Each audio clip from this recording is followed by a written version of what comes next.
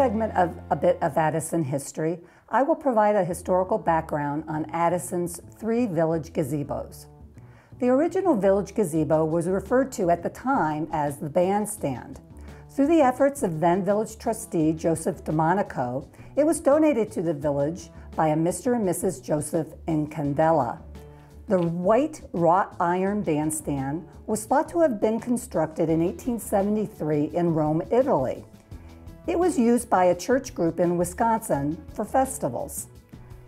It was fashioned so that it could be taken apart for easy storage. To assist in reassembly, the stand featured a miniature model of itself which sat on the top of the structure.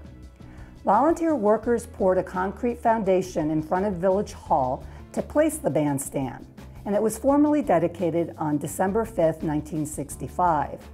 The village also created a bandstand committee whose purpose was to plan programs and to raise funds for the new bandstand. The bandstand became the site for summer band concerts for the next several years. Brass, folk, and even rock and roll concerts were held there.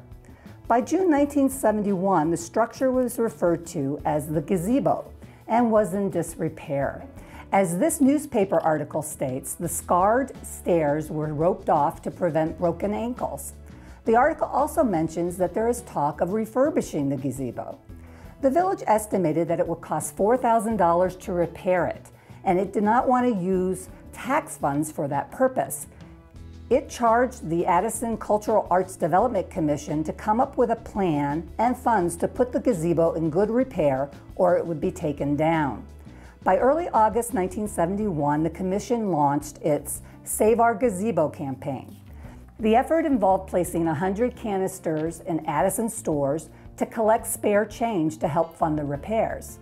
The commission also planned to seek additional financial help from local civic and service clubs. Apparently, these fundraising efforts were not successful, and by the summer of 1972, the original gazebo was dismantled and put into storage. That fall, members of the Addison Chamber of Commerce expressed interest in restoring the gazebo in conjunction with their upcoming 25th anniversary. By early 1973, plans to duplicate the gazebo were announced. The project is now estimated to cost between $6,000 and $8,000 and was going to be financed by local building and real estate firms and through funds previously raised. A local architect, Robert Lloyd, donated his services to draw up plans. By August, a new committee was formed to oversee the project and was co-chaired by village trustee Joseph V. Boziak and Marie L. Perry, president of the Addison Women's Club. The Women's Club spearheaded the project with the initial donations. By November, the committee began soliciting Addison businesses for their support. At year's end, it was revealed that the structure was to be twice the size of the original, made of indestructible and maintenance-free materials, and located on the municipal green. Also, the gazebo was going to be more than just a bandstand, but would host village ceremonies and community events. In 1974, groundbreaking was pushed back several times due to a lack of funds on hand. A ceremonial groundbreaking was finally held in late May, with only 5,400 of the projected 8,000 needed already raised. In July, a cement workers' strike further delayed the construction. Around this time, it was also revealed that a traditional New England-style gazebo was to be built instead of the modern shingled plan.